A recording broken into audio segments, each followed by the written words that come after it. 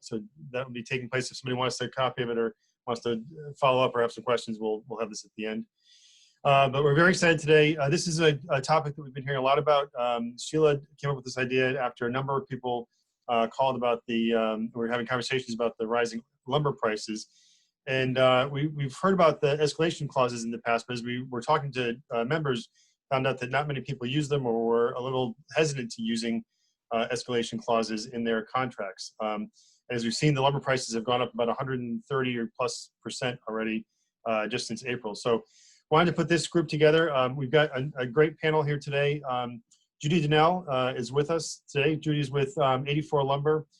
She's the national liaison to 84 Lumber, to what many of the people on this call know her with is to NHB. And if you go to any of the NHB board meetings or IBS, you will recognize Judy Donnell. And it's always a great person and full of knowledge and fun to have around and fun to be with. Mitch Wagner is also with 84 Lumber. He's going to be joining us. He's Vice President of Purchasing for 84 Lumber.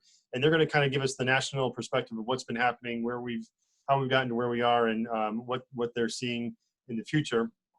We also have with us Sean Ryan. Sean Ryan is with National Lumber in North Haven. And Sean is part of the family business that owns National Lumber. And he's going to be giving us a little perspective of what he's seeing in Connecticut and regionally what's going on in the market with lumber and building materials. And then we also have with us Bob O'Brien. Bob is the heads up the construction law group at Shipman and Goodwin. Shipman and Goodwin's well known to all of our members and also at the national level. Tim Hollister's very involved with the Legal Affairs Council at NHB and some other groups. So, and Bob's going to talk about some of the alternative escalation clauses that are out there and how to blend those into, and using practical reality, how to blend those into your contracts and talk about some of the things that are out there. What I want to do at the end is save some time for some comments and some feedback from you guys. People that have used escalation clauses, people that don't use them, how you found them, whether they've been successful, unsuccessful, any of the above. We'd love to hear feedback on, and I think it'll help the group as we go through and figure out how to protect ourselves with the rising lumber situations and building materials. So with that, I am going to introduce again Judy Donnell with 84 Lumber as I try to unmute Judy. There we go. I'm unmuted now. There we go. So I don't know if Mitch got on the call yet. I don't know if anybody has seen him on there yet. Yeah, I think Sheila's saying that he is on, so. Okay. He is on, and Eric Gregg is trying to get on. Okay, well, with Mitch, is he on camera? I can't see him. Yes, he is. Okay, so why don't we have Mitch go ahead, because I think he has some back-to-back stuff to go on to, and see if, Mitch, could you just give an overview of where the lumber stands right now and what the futures are? Hi, Mitch, I see you now. Okay, can you hear me? Yes. Mm-hmm. Okay, you can hear me. Okay, so sorry I'm on a little late here. I'm tied up with some things, but so an overview on the lumber market and the commodity markets, including OSBs and plywood. As you probably know, everybody on the call, we are at all-time highs. And tomorrow, the Random Lengths Index will print even higher. I don't know how much higher yet. I think that the rate of increase that we've seen this week and what we anticipate to see for the balance of September will be less than what we've seen in the months of July and August. But we still see an upward trend in all commodities. The only softness that we are sensing right now is certain items on treated lumber, timbers, 5-quarter decking. They may flatten out, and that's a seasonal thing. What that would do is it would free up a little bit more supply of southern yellow pine that could be used for framing material. as opposed for decking material. But that's really about the only softness we see out there right now.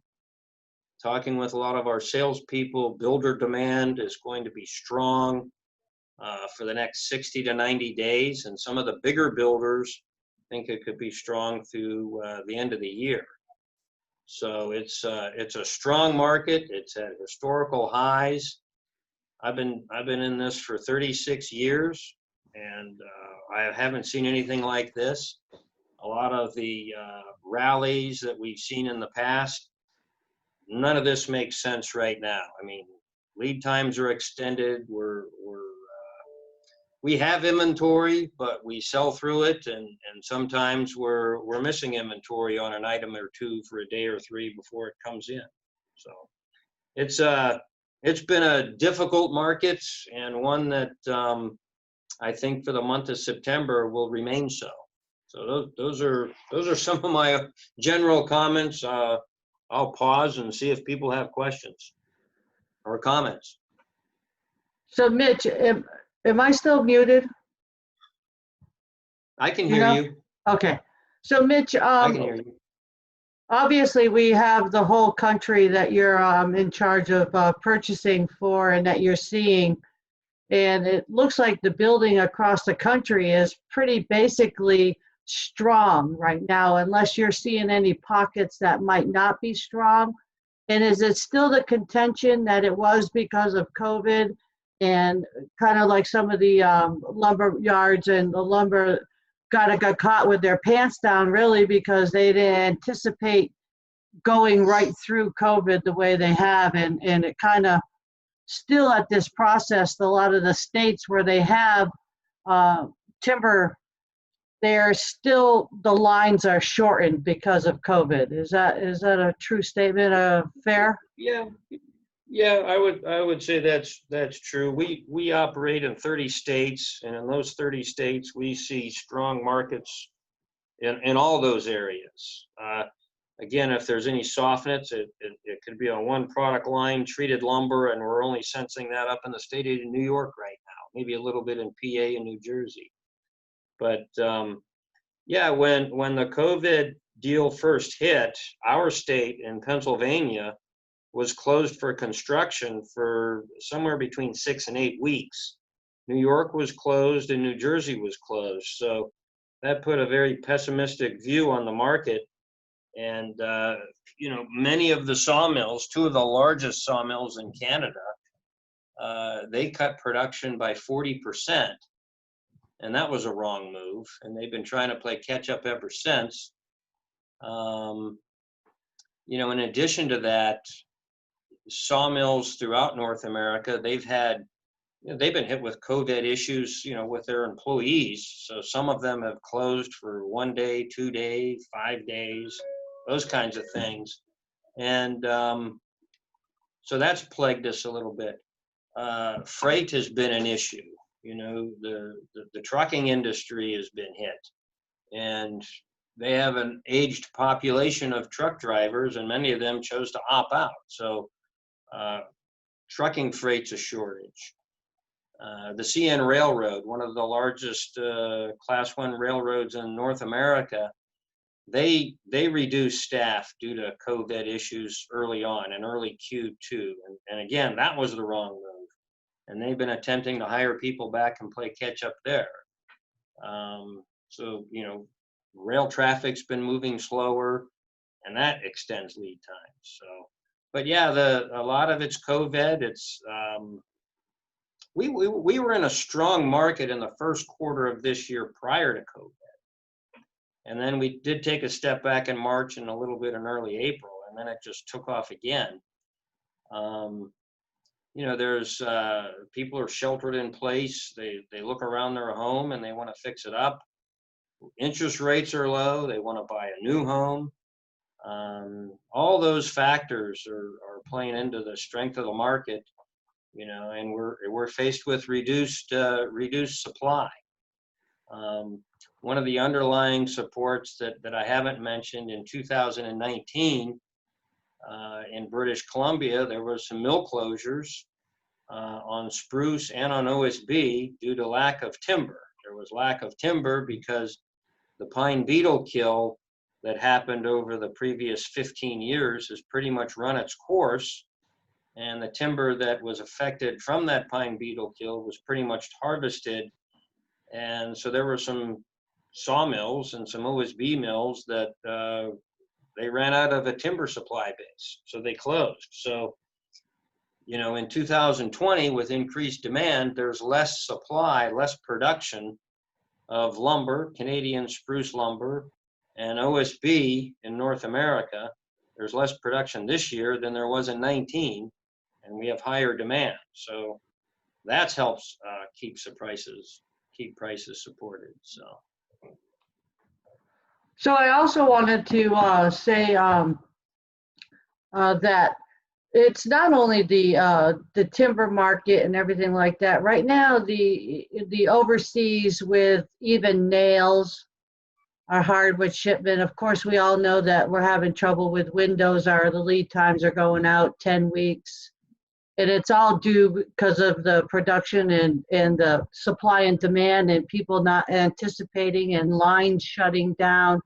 Vinyl is, you know, different. It's, you know, the composite lumbers are coming down to basically just trying to run like 2 colors and things like that. So we're seeing a lot of that's going on also. So it's not just that part of it, but I've heard HVAC guys tell me that they're having trouble with metal.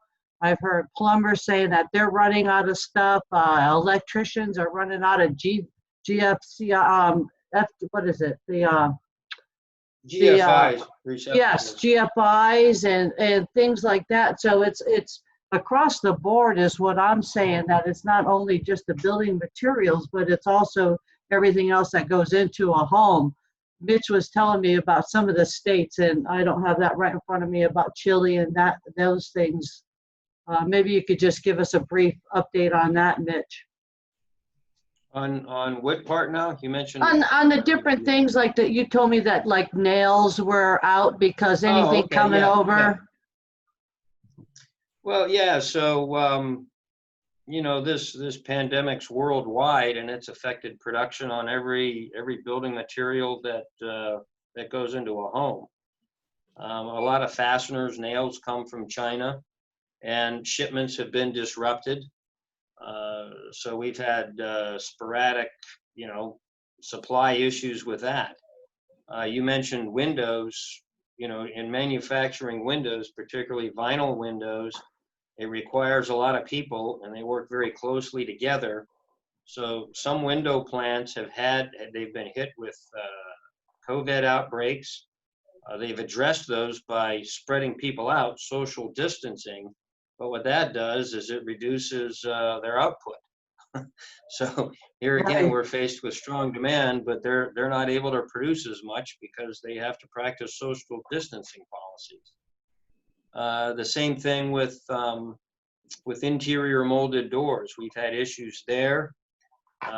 We also had issues with interior molded doors because where there were mandates to not produce in March and April due to certain states, particularly, let's say, Pennsylvania and also Michigan. Michigan has one of our suppliers, Geldwin, is there, and they have a very large door manufacturing facility there. They weren't able to produce for a couple months, so that set us back. You know, other product lines, wood siding, LP, we've seen extended lead times there just with demand, which has been very strong, where a lot of that product goes and is consumed, particularly in Texas. So we have extended lead times on the LP product lines. Cement siding product lines, the lead times are extended but still manageable. That's one of our, let's just say it's a bright spot. It's a product we haven't had to deal with many issues with so far. Shingles are on allocation, insulation, fiberglass insulation is on allocation. Engineered lumber recently just went on allocation. You know, it's lumber based, and fiber's been tight, and so it's finally caught up to them. So lead times are extended on EWP. Some of the other things that have affected that more recently is the storm that went through Louisiana. It knocked out the power to a pretty big EWP facility that Boise Cascade operates in the state of Louisiana. They were down for about a week and a half. They're back up now, but their lead times are extended because of that. With this week, we've experienced wildfires out in Oregon, and that has shut a few sawmills down. A couple of them actually have been on fire. One mill, their log deck burned up. So, I mean, it just keeps, It's a snowball effect. New things just keep happening. Certainly been one of There's the a plywood mill that's affected by it. But production in Oregon, a lot of dry Doug fir, green Doug fir, a little bit of hem fir, has been hampered this week because of that. So we'll feel those effects for the next 90 days or so. Yeah, this has certainly been one of those crazy years, that's for sure. And I appreciate the comments, and Judy and Mitch, if you guys can hang around for a little while, we'll open up some questions in a little bit. But want to Sure. introduce Sean Ryan again from National Lumber. Sean's the general manager and lead commodity purchase at National Lumber here in North Haven, and wanted to have him just give us a sort of a Connecticut perspective and what you see in local markets. Hey everybody, nice to see you all again. I don't know what 84 is talking about. We've got plenty of wood. It's cheap. Good for you. All right. So usually, I like to think of myself as not being the guy. I have felt like a real boogeyman recently. I mean, I have been the bad guy with terribly expensive lumber, and I'm the reason why you're not making any money on your houses. And it's not a great feeling, So I'm on the Lumber Dealers Association of Connecticut, and I think 84 is a sponsoring member of the National Retail Lumber Dealers Association too. Bob Sanford's on that board. I think the lumber industry as a whole knows that this is really hurting you guys, and not just in the pricing, but in the availability of things. And Judy and Mitch did a good job of touching on everything from vinyl windows to HG columns to for a while there we were worried about masonite and gel-blend skins for interior doors.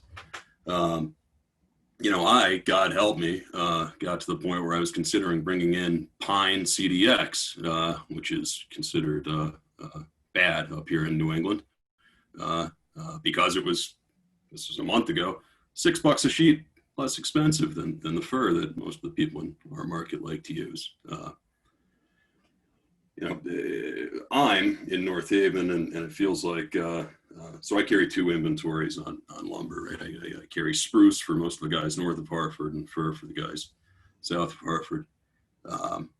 And I've never seen, for a while there, due to availability, and some of it was due to Canadian tariffs, right, when the softwood lumber agreement lapsed, 24% tariffs on average from Canfor and West Fraser Canadian mills, something that the NAHB's president sent a letter to the White House about recently, trying to come to a new softwood lumber agreement. And some of those duties are set next month to drop to between 5 and 7% on average. That might help, but the largest issue is extended lead time. So with the pine beetle problems in Canada, where about 40% of the wood in the U.S. comes from the framing lumber, the eastern spruce mills here in New Hampshire, Vermont, and up the coastline into Maine just didn't have the capacity to pick it up. So mill order files from the spruce guys here are out at some point, and it seems to get better some weeks and worse other weeks, but 4 to 6 weeks, when last summer I was able to buy something in a week and a half, 2 days if I got real lucky. So we're in the position where most of this stuff is getting sent in on rail car, at least the fir, and it's telling me my internet connection is unstable, so I hope you can still hear me. And it's just, you know, it's been a terrible situation all throughout. I mean, OSB has more than doubled, lumber's now more than doubled, and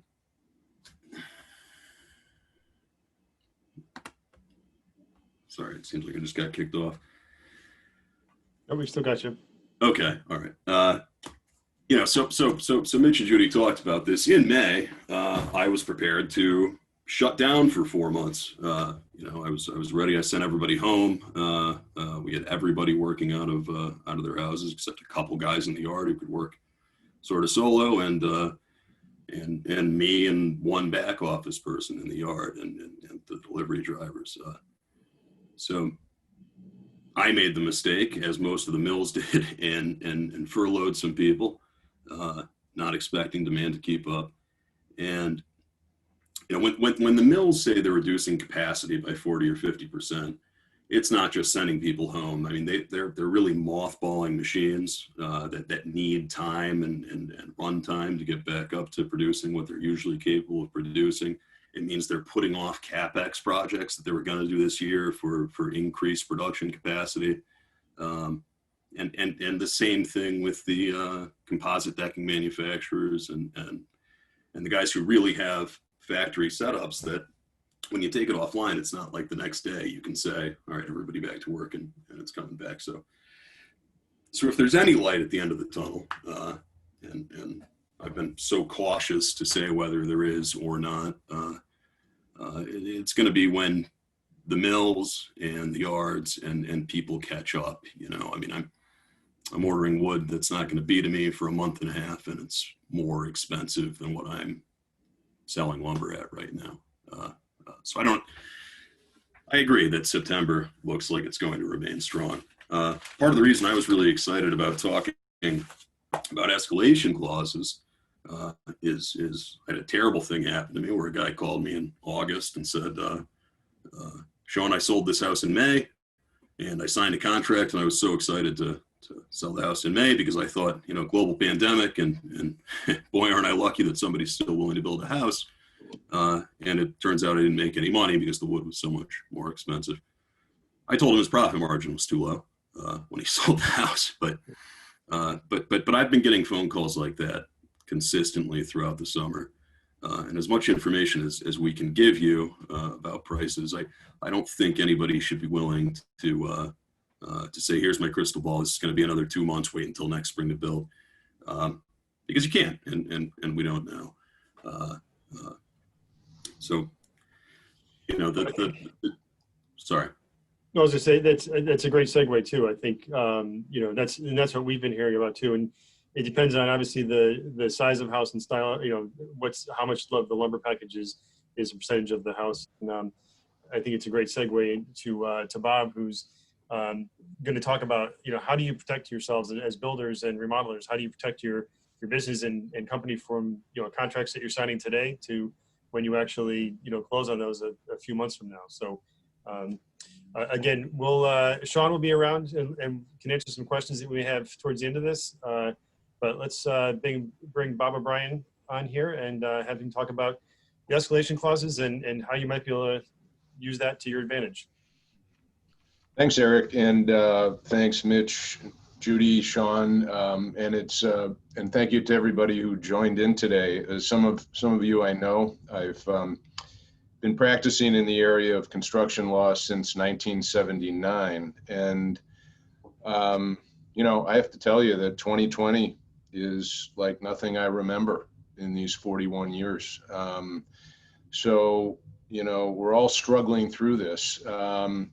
So what can you do? And when I say what can you do, I'm really addressing this to the contractors in our group. I know there are perhaps a few others. But let's talk first about the situation where you have not yet gone to contract with your owner.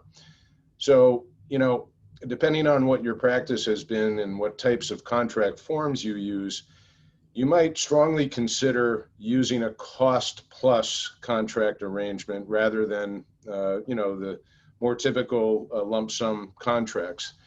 Because with a cost plus, your material costs are passed on directly to the owner. Now, you know, I understand that you've been dealing with the owner in terms of budget, probably the preparation of an estimate, trying to keep the estimate in keeping with the owner's budget. But, you know, you need to be talking, you need to be communicating with your owner clients right up front before you sign that contract about what is going on in the lumber industry today. You know, I had knowledge of it because I'm sort of in the business, but you know, I can guarantee you that a lot of your owner clients are not aware of the types of problems that you just described for us. And so, you know, you've got to be telling them about this. You've got to be telling them what's been happening since April. It's a confluence of the pandemic, it's Canadian shortages, it's prices and tariffs in Canada, it's supply chain problems. All of this has converged to create a very serious bottleneck in the construction industry. And so, you know, I believe that you've got to be offering to the owners to show them the kinds of pricing that you're getting downstream from your suppliers on lumber so that they can see it in black and white. And so, you know, you need to be educating yourselves as to the data that's out there so that you can talk intelligently and fully to your owner clients. So, you know, you need to understand facts like, well, lumber prices have gone up, what, 125%, maybe more since April. Your owners, I guarantee you, don't know that, or at least many of them don't. So even in a cost plus contract arrangement, you need to check your forms that you've been using to determine whether you customarily guarantee or make some sort of guarantee tied to an owner's budget. Or have you inserted a GMP, a guaranteed maximum price, into your cost plus arrangement?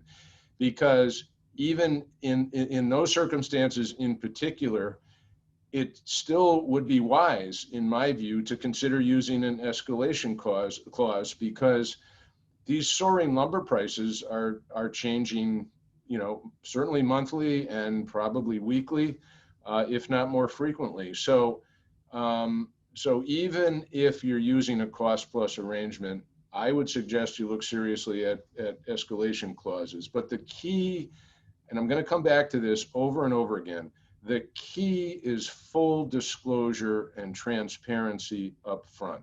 Okay. And I've been on both sides of the fence here, representing contractors, representing owners over the years.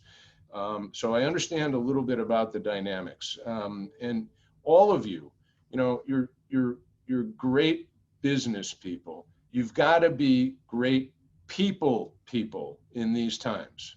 Okay. What I mean by that is you've got to be communicating with your owners right up front, explaining this problem and explaining that to protect both sides, the idea of an escalation clause is actually a pretty good one.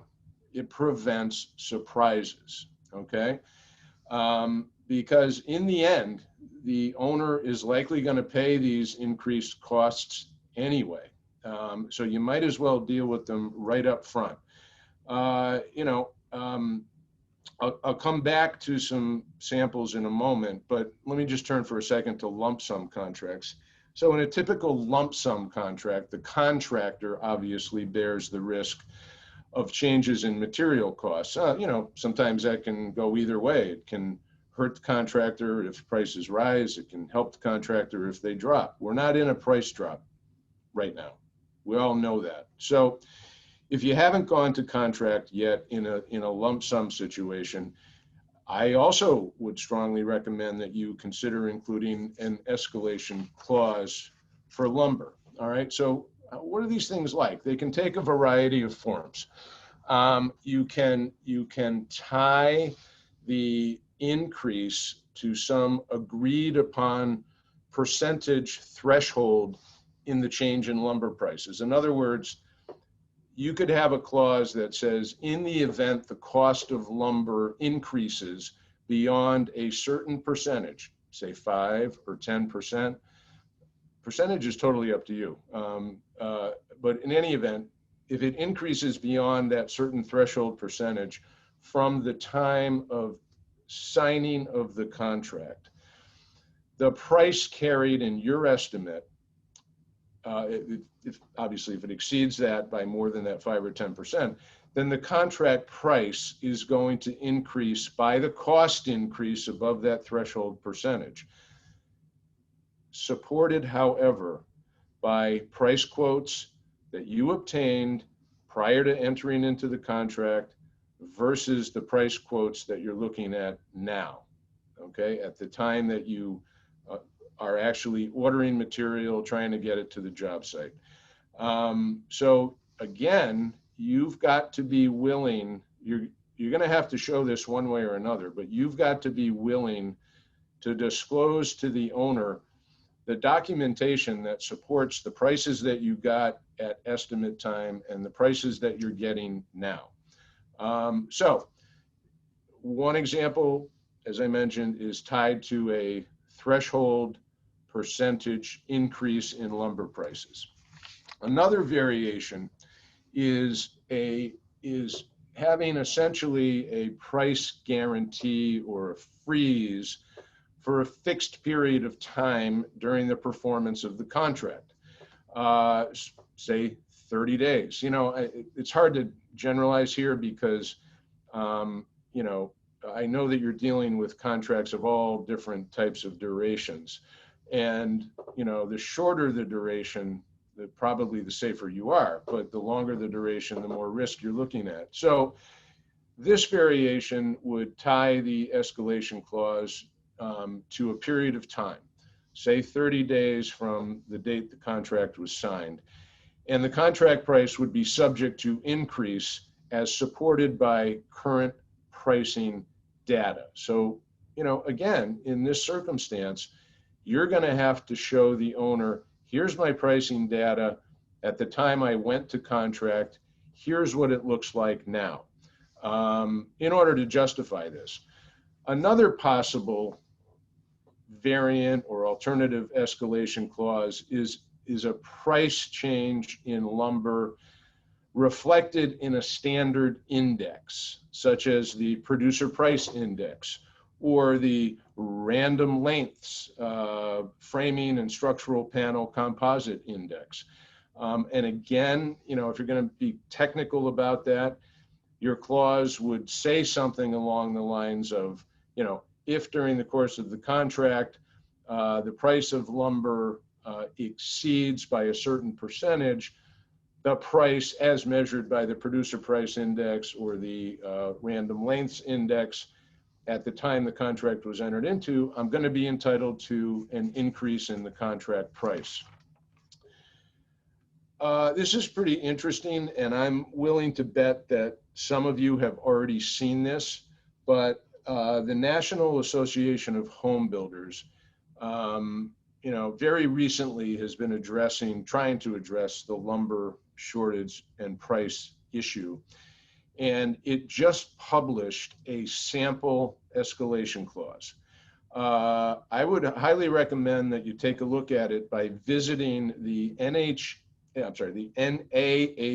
National Association of Home Builders website, because there's a link to it. And you don't have to be a member, you can get to it for free.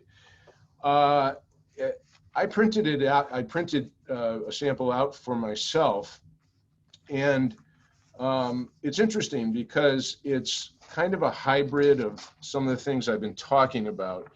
And I won't bore you or take the time by reading the entire clause because it's not short, it's pretty detailed. But let me just take a moment and read some of the first sentences to give you the flavor of this. So the clause would start out by saying something like this: the contract price for this residential construction project has been calculated based on the current prices for the component building materials. Now that's generalized. You know, we're talking about lumber, but obviously you could refer to other materials as well. However, the market for the building materials that are hereafter specified is considered to be volatile, and sudden price increases could occur. The builder agrees to use his best efforts to obtain the lowest possible prices from available building material suppliers. But should there be an increase in the prices of these specified materials that are purchased after execution of contract for use in this residential construction project, the owner agrees to pay that cost increase to the builder.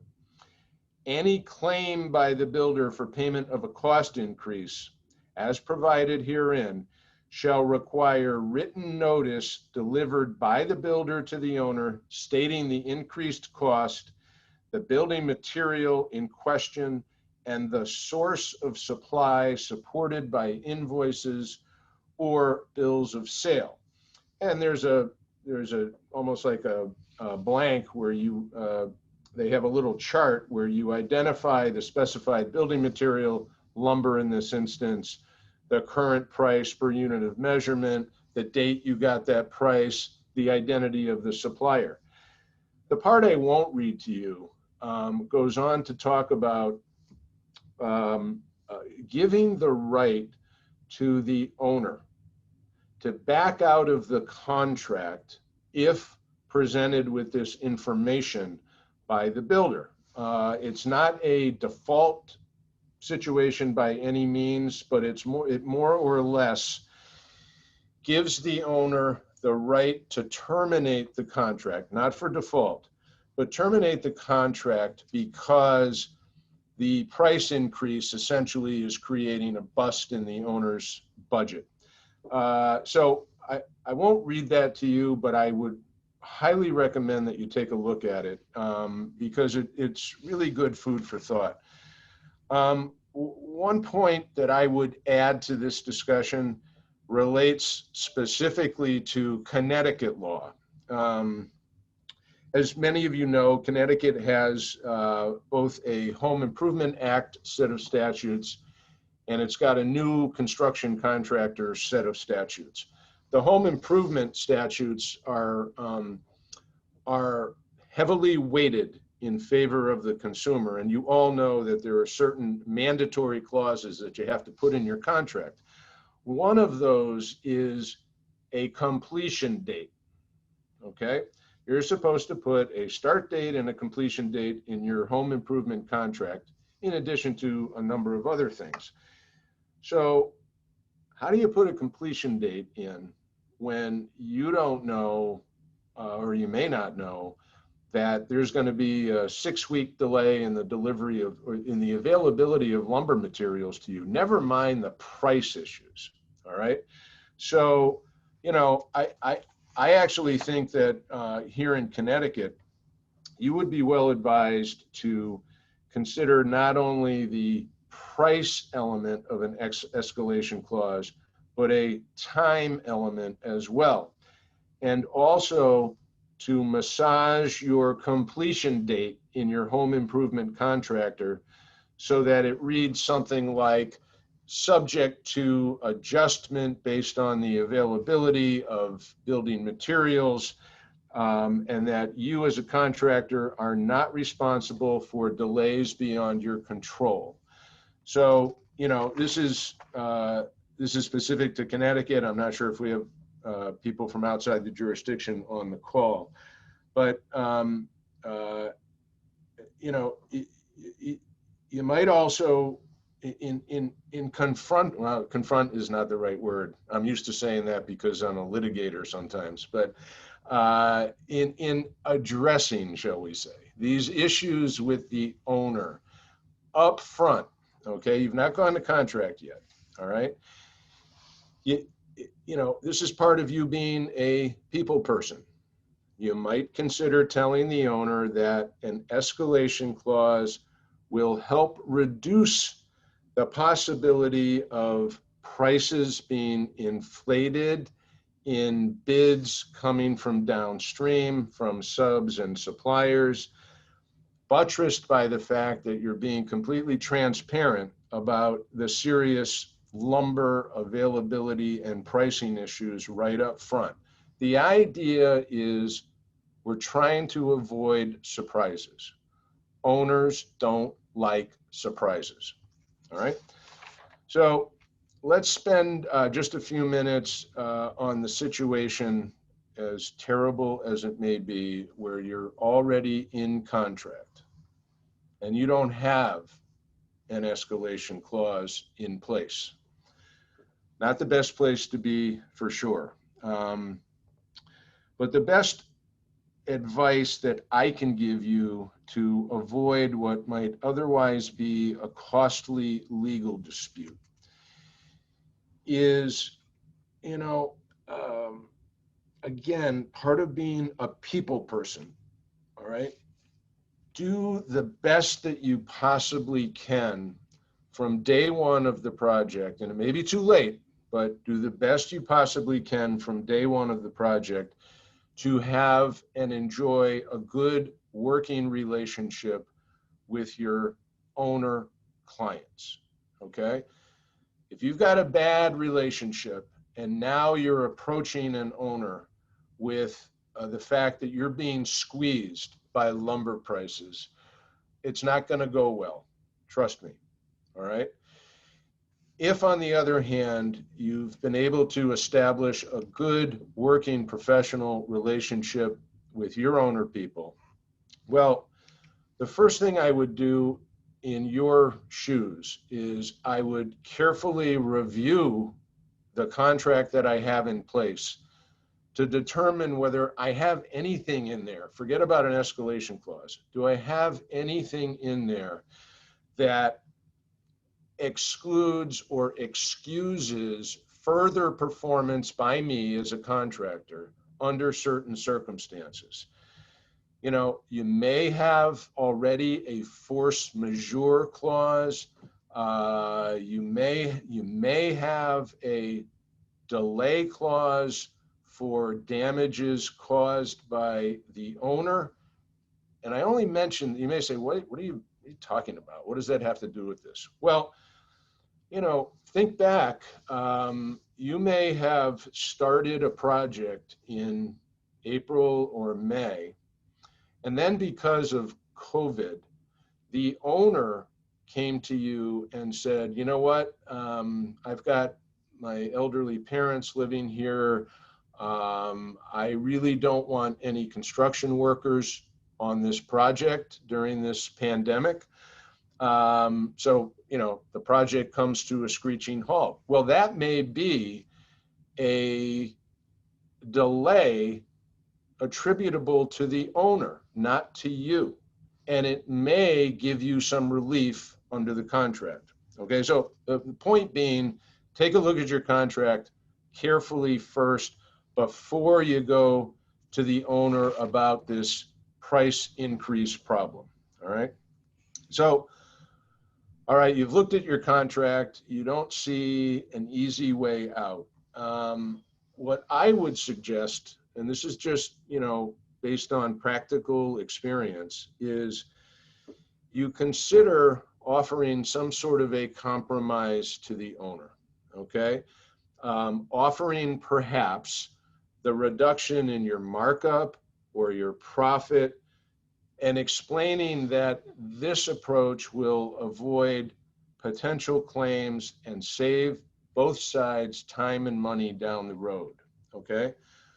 Were the situation to deteriorate to the point where an owner is seriously, you know, the owner is saying, no way, I'm not, you know, you signed a contract, you gave me a lump sum price, too bad, you're stuck with it. You know, a bargain's a bargain.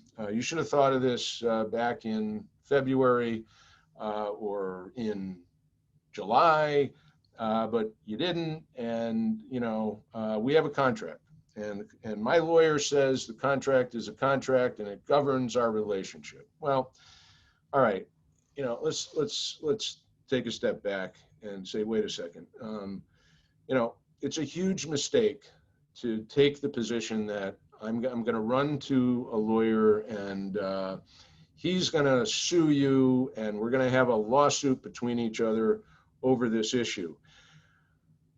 The best approach, the approach that, I think is useful to both sides, if the situation begins to deteriorate, is to diplomatically try to explain to your owner customers that, look, if you're going to essentially force me to leave the job, if you're going to terminate my contract, and you're going to go out and try to hire a replacement contractor, you, Mr. Owner, are going to be dealing with the same increased cost problems that you're dealing with me. Those prices ultimately are going to be passed on to you. You're likely, in the event that you think about hiring a replacement contractor, that contractor is unlikely to be guaranteeing or warranting my work. So you're going to start out, what are you going to start all over again and have a project that is, guaranteed or warranted only partially. And undoubtedly, you say to the owner, there's going to be an extended delay.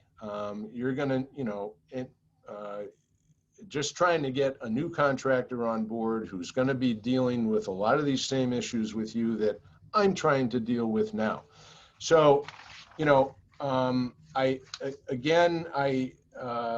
this is another aspect of being a people person, okay? It means that you've got to communicate professionally and transparently with your owner clients, even if you're in a bad leverage situation where you don't have an escalation clause in your contract and you're really getting squeezed, okay? The best preventive medicine in that situation is developing a very positive rapport with your owner up front. I know there are always issues, and that may be Pollyannish, but I can't stress to you enough that there's no need for some of the rancor that is often seen on residential projects, especially of the high-end nature, okay? And so you communicate early and often with your owner. You educate yourself about just what's happening out there in the lumber industry and how it's affecting your project. And you go to the owner armed with that information and basically suggest that there is relief here that's available. In the end, I think I can probably get relief legally if I have to, but I don't want to have to do that. Let's work it out now. So that in a nutshell is what I wanted to talk about. I'm happy to address questions or turn it back to some of the other participants. Thank you very much. That was very informative and some good examples of how to include some of those things. And certainly, like with anything, communication is key in any relationship. We did have one question from Liz Verne. I think that you may have addressed this. It was, can you use an index either national or regionally? I think you kind of referenced a couple of the indexes that are out there. If you're asking me which I would use, well, I'll be very candid. I'm not terribly familiar with the regional indices. Okay, so I don't know what is available to us. I'm more familiar with, just in general, the PPI, a couple of others. So I can't really answer that for you. Maybe Sean would have a better sense of that than I do. Well, so it's hard to say that you can get a regional, real, what I can sell you price. So there are two options really: the Chicago Mercantile Exchange, random length. It's a carload of 2x4 spruce delivered to Chicago. And that tracks fairly closely percentage-wise, but it's had wild swings up and down limit for the past 5 or 6 months. The other problem is it's a rolling futures contract that expires every 2 years. So it doesn't always, you would have to continually go to the next rolling contract. The other option, and it's an industry publication that you have to pay for, but we can share with you. And I think they publish the composite price index, is random lengths, comes out Wednesdays with a midweek report and Fridays. And their composite pricing. Either one of those, if you were taking it as a percentage to show your buyer, I would think would reflect fairly closely with, as long as you've established a baseline with the buyer. Right. Great. Thanks, Sean. Anybody else have any other questions for any of our panelists today? We also just wanted to let you know, I put it in the chat box, but we also have that that language that NHB has put out there, and we'll send that to everybody that's on the call following the call here. So you'll have access to that language that Bob was referencing. I would be, if I can ask a question, it would be, I'm curious if there are any people, who are participating in this, the contractors. I'm curious as to whether, they could give us an example without using names or, specifics or anything about a successful inclusion of an escalation clause in a contract recently. Has anybody actually had that experience? I can say that we haven't tried it, Bob. This is John Carrier here. I know we're small on the screen, but we've been talking about this escalation clause for a little while, and we've struggled on how to bring that. Our contract is fairly onerous as it is. We do get feedback from the buyer side attorneys. It's very difficult. Now, we're a lump sum contract situation. There's a standard spec, and we're selling a house with a blueprint, and it's lump sum, so it's a little bit more difficult. Right. Because a lot of that discussion you talked about on the higher end, where everything's cost plus, et cetera, you are having an open discussion about what things cost, where we're not in that situation. So I think that makes it a little bit more difficult to even bring this up. If I can turn a little bit, because I didn't really answer your question, but I have a question in return. Sure. Which was, we do have a clause in our contract about delivery date. And we can have up to 30 days to extend from the closing, the original closing date, the completion date, weather or, there's a bunch of things in there that allude to situations like this. What do you think would be a time frame that would be not, to a place where it's a turnoff for the buyers, 6 months down the road or a year down the road? Because we've had discussions of, let's just delay the house construction. You're signing a contract now. Maybe we have a clause that lets us wait 6 months before we start it, so things calm back down. That kind of situation where it gets us away from the escalation clauses, because as much as this is the year of news, this will also come back down at one point. Maybe it's 2 months, maybe it's 3. But what do you think a good time frame would be that would kind of satisfy both sides? Well, as you were describing the situation, it actually, and I'll try to address your question directly in a second, but as you were describing the situation, it occurred to me that if you're dealing with a potential buyer and you're telling the buyer, well, we're not going to start the house for maybe 6 months. I don't think the buyer's going to be real happy about that. And So wouldn't that be a good door opener for either an escalation, a price escalation clause to keep the project on its current schedule, or stretching out that delivery date? Okay, you said it was 30 days, I think now, and maybe you fiddle with that clause in your contract and either push that date out. I don't know. I don't even know if 60 days is enough under the current circumstances, but you could go into a lengthier description, pardon me, of the delivery date being dependent on the availability of building materials, yada, yada, yada. And, giving yourself flexibility to push that delivery date out for really as long as it takes. But again, it presents an opportunity to talk to the buyer early on and kind of explain what the issues are and how you're attempting to approach them. Understood. So my last and follow-up question, but last, if we were to put these escalation clauses in, you mentioned directly for lumber. I know I haven't read the NAHB one, but does that open up for escalation on other products?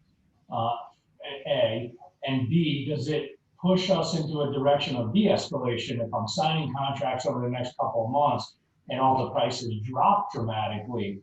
Does then the owner have an ability to come back and ask for the books to be opened up to see if the prices have come down and if they should be doing it from a reverse standpoint? Very good question. I wanted to mention, it just didn't seem realistic to be talking about de-escalation of prices and having an incentive the other way for the owner in the event of a price drop. But,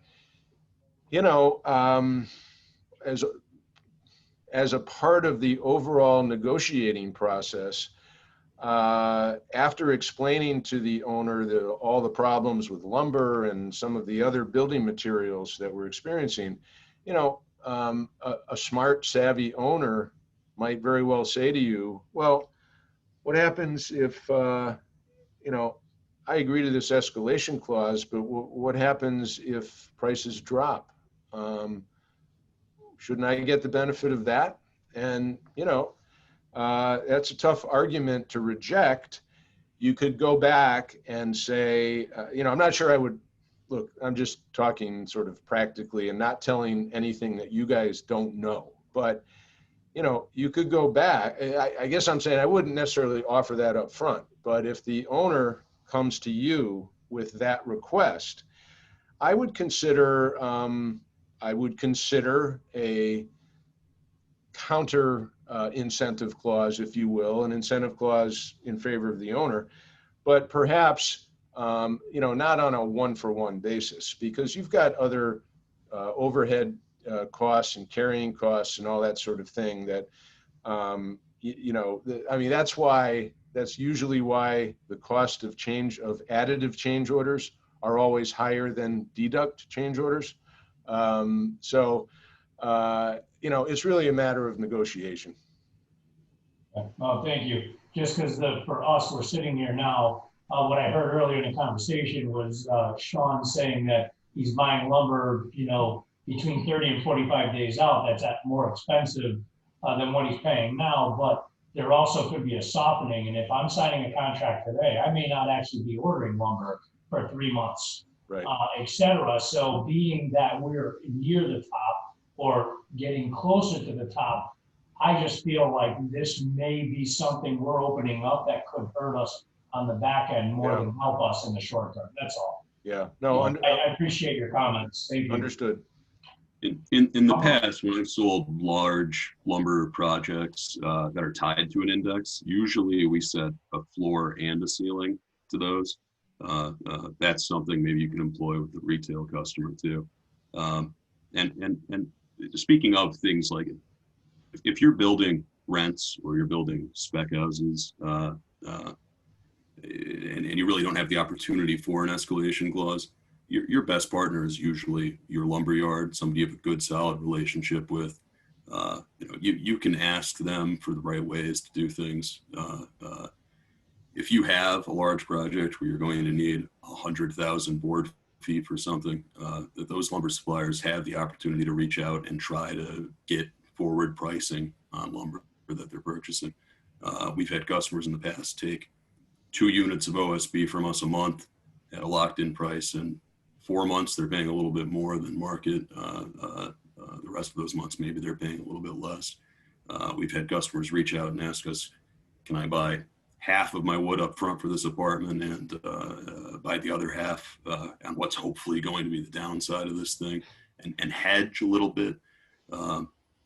All options, but I recommend reaching out to your lumberyard as well, in addition to protecting yourself with the escalation clause. Great, thanks, Sean, and thanks, Johnny. I know Greg had, was looking to have some comments as well. Greg Galding. Sure, thanks. If anybody has any questions or would like to dive into the NAHB language more, please let me know. Our legal team that put that together is quite advanced, and you can tell it has implications for a national standard. Mitch, I have a question for you when I wrap up, but I did want to explain to everybody that we have been on the phone with the White House a couple times over the last week, 2 weeks now, and we're talking to the cabinet members, especially Secretary Ross, having the questions that need to be answered, and we've given them 3 asks. One is that we hope that they can open up more production on our national forests. 2, that even on a temporary basis, we address the Canadian treaty. And, with the so many owners being in both countries right now, it really has deep implications on the pricing. And then the third is we've got to knock down some of the hurdles to get labor back on into a lot of the lumber yards. We've heard that theme carried throughout. Bob's comments, on the contract language, and then Johnny asking the follow-up questions, they're good, and they relate to Connecticut, because what we've done in this state is we have given our market, our buyers, the comfort level that we control the prices, which is both good and bad. If they go down, we benefit, but most of the time they go the other way. As far as extending your closings, you really have 2 pressures. One is school always comes into play for families, but you also have a nice interest rate market right now. You don't have the increasing interest rate pressures. Remember, that's what forces us to a closing table. Even if you have CL&P dragging their feet to bring in power, whatever it is, we're always forced for quicker closings. But that's a great observation. And I think that that's one of the comments I hear from around the country, is that people are looking to control it that way, control the time frame. Even if you have to, especially with apartments in the larger projects, Sean just alluded to that, you have to try to control the narrative, if you will, on how you're going to distribute those costs and how you're going to buy your materials. Those clauses are both good and bad, you can tell. I mean, there's a lot of juicy topics in the NAHB language that we put in there, but I think there were some helpful hints there. And I'll just wrap up with a question, just getting back, because I saw Liz posted a question too. Mitch, do you have any types of index or different ways that we can look to help define for our buyers, but for us too, a consistent, measurable index that we can look at and benefit from linking to in the long haul? The index that we use is the Random Lengths Index. And more commonly, we're using the composites, the framing and the panel. Many of our builder customers are familiar with that index. We've used that index over the past few months on some of the commercial jobs that we've quoted and a couple that we've actually won. And we've used that, okay, so we locked the contract in on this date, and here's where that index is. So when we talked about escalators, I think it was when Bob was talking about escalators. So we are using that in a sense now. So here's the index on each one. And some of these projects may not start for 90 days or even 180 days. Well, whatever the change in that index is, we'll make an adjustment to the cost that way. So it could go up and it could go down. And if it goes down, we're okay with that as long as we're, making the margin that we're anticipating on that job. So, but to answer your questions, the index that we've used is that Random Lengths Index. There's, Sean talked about the futures market. We look at that too, but that's one item and you can basis trade off of it. It's a different set of people that are participating in that futures index. Not everybody is in our business that's using that index. So we've tried that one and we've shied away from it. But Random Lengths is the one that I would recommend and the one that we use today. So Mitch, this is Judy. Hey, is there the delivery process? Is there a delivery price that's in that index for Random Lengths, or do the builders have to worry about putting something on there? There's not. It's just it's a mixture of different framing components, grade, species, and zones. It's a mixture of plywoods and OSBs. It does not have freight on top of that, but the percentage changes is what we look at, and it's fairly accurate. But it doesn't have freight on top of that, no. I mean, freight could be as low as $10 1,000. It could be a lot more than that, 10 times that, or even more, depending on the item and where its origin point is and where its destination point is. Yeah, sometimes it has to do with a reload on the trucks too. I don't know, Sean, how it works in Connecticut on that for reload and stuff like that, or from where you get it, so that they can reload and get out without having to travel to do that or something. Yeah, so Random Lengths they have different markets that they report on. So Boston is ours, right? And that's really rail car to Boston delivered. And then, right, maybe it's $10 or $15 1,000 to have it trucked back into wherever a local reload is. One problem with using Random Lengths for the builder is they stopped publishing their composite index publicly. But again, ask your lumberyard. I'm sure they have a subscription and would be willing to share it with you. At least the composite part. I think we're not supposed to share the whole thing. Any of the builders or remodelers that are on the call, anybody have experience, as Bob had asked before, successfully using escalation clauses, or actually, a horror story with escalation clauses that they'd want to share?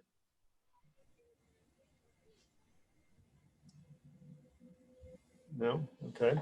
I have a reverse situation. I got a call, a couple of days ago, for someone that was working with another builder, and the builder, like Bob was saying, tried to approach them and say, I can't build for the price I originally quoted you due to all the rising prices, et cetera, et cetera.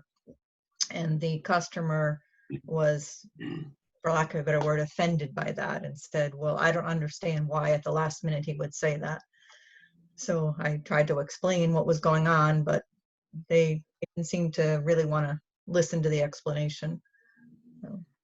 So, Liz, in Connecticut, one of the things that we have to realize, if our sales teams and our people are doing the job that they're trying to get done, they have stretched our buyers with options, upgrades, everything to reach deep into their pocketbooks. That's what building a home is about. So at any given time, there isn't a lot of room for these types of protections. That's just the facts. So as we balance this, it's a balancing act, and to think that, oh, well, we're simply going to turn and just have them, you know, go to their unlimited funds. It's the same on both sides of the equation. So I think Bob really hit it on the head that this is a practical dilemma as we work through it. And your people skills are really key. You got to work together to get through it. Nobody saw it coming, especially on the contracts that we've already signed. And you do your best to survive through this, because $16,000 on average right now to add to the cost of our materials is a big number. And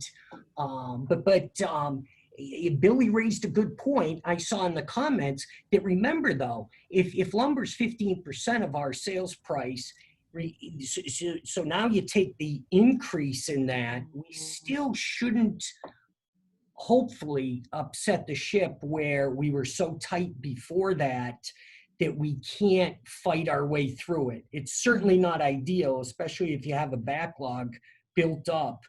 But, you know, hey, that's why we're in the business we are, right? Is every day's a new adventure and a new battle.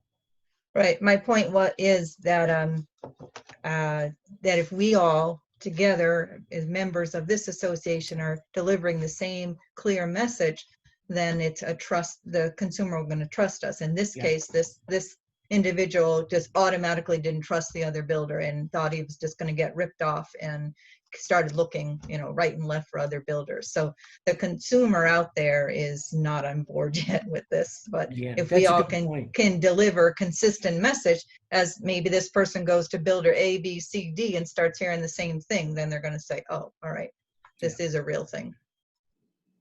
Yeah, it's a great point, Liz.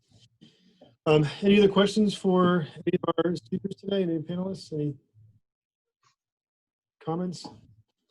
I had a comment. One thing we can certainly do, especially if you're in a more custom market, is there's usually a couple months anyways of design and negotiation and whatnot before you even get a hard contract together. So right off the bat, if you're responding to an expression of interest, you can put right in there that this quote is subject to lumber increases, even if it's only 2 or 3 weeks away. So you can set people up. So when you do have to escalate, when you're actually signing a contract, they're already aware that there could be some opportunity there. But in our experience, in the past, we've looked into trying to buy futures and other things when we were doing a lot of volume, but it actually turned around, and when it starts coming down, we made up all that we potentially kind of spent on the upside of the curve, coming back down, because we raised our prices every couple of weeks or a few weeks to keep up with it, try to anyways. And then when prices, or when lumber prices started going down, our margins got a little stronger because we didn't give that back. So I think what Greg said is appropriate. If you can fight through it, we're probably going to come out all right, as long as you're pricing things really close. You can't use the prices that you put together 6 months ago or 3 months ago. You've got to update your prices really frequently.